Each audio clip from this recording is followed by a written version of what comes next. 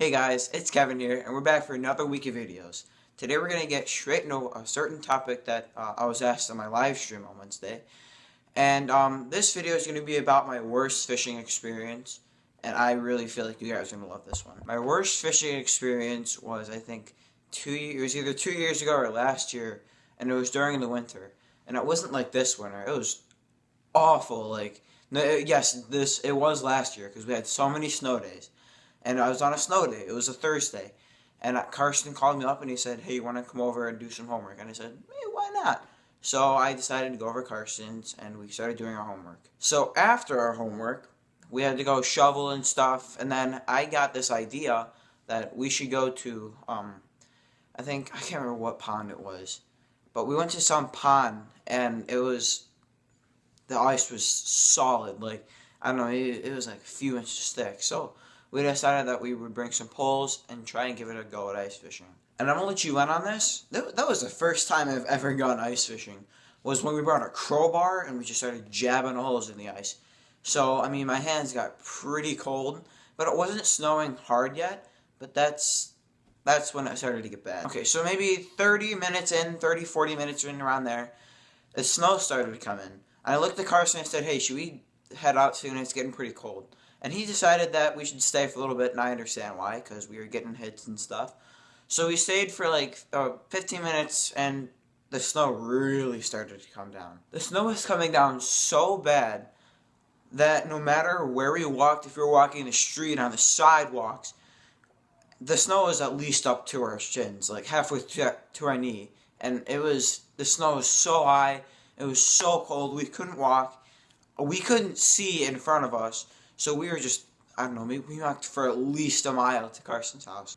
And when we were about halfway there, I remember we got to this one snowdrift, and I stepped in it, and went straight to my knee, and I couldn't get it out, so I had to forcefully just rip my leg out of there.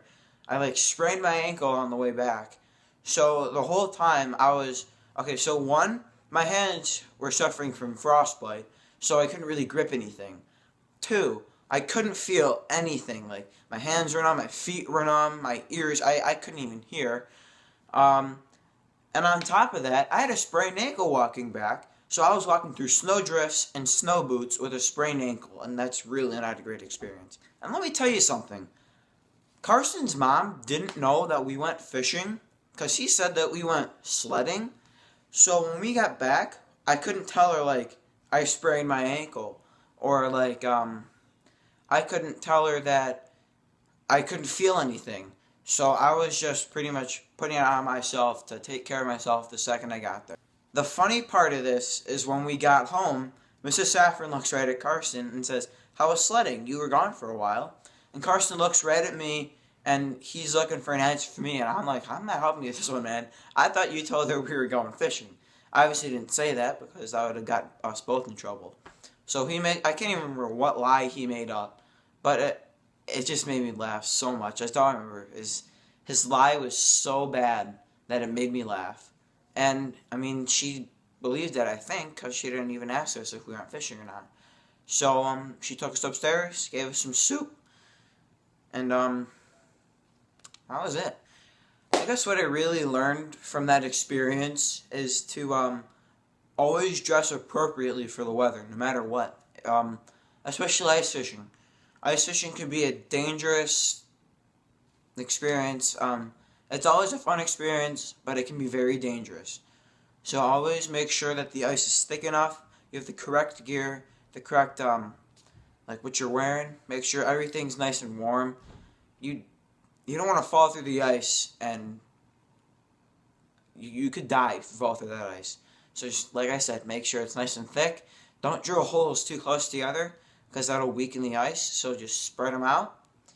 And if you have a tent, sometimes you can have a heater in your tent. Don't have it on too long, or else it'll melt right through the ice.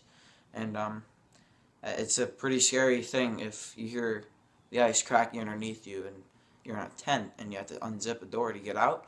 It can really slow you down, and it can really, put your life at risk. So that's it for today's video. Leave a like, comment, subscribe. I really appreciate it. And we hit 40 subscribers, so I'm really happy about that. I'll probably be posting the Q&A at 80 subscribers because I didn't get enough serious fishing questions like I wanted. So, like I said, that's it for today. So, as always, it's Kevin's Fishing Adventures, and keep fishing.